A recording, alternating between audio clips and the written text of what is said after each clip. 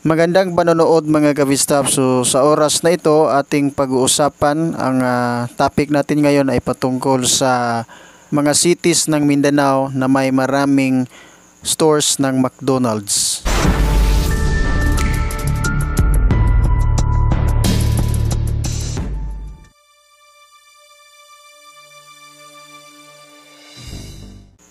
Sa rank 5 mga ka-Vstop ay ang Surigao City, Dipolog City, Ozami City at Butuan City.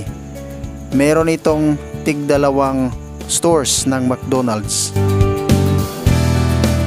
Punta tayo sa rank 4 mga ka-Vstop. Sa rank 4 ay ang General Santos City at ang Tagum City.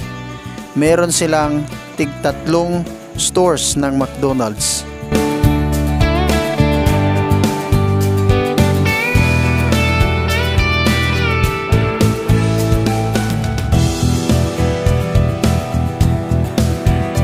Sa rank 3 mga ka-Vstop ay ang Digos City. Ang Digos City ay mayroong 4 stores ng McDonald's.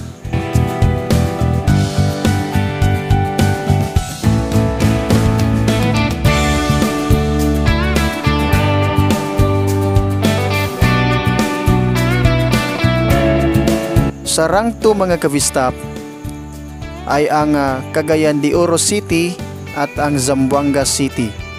Meron itong tig-6 na mga stores ng McDonald's.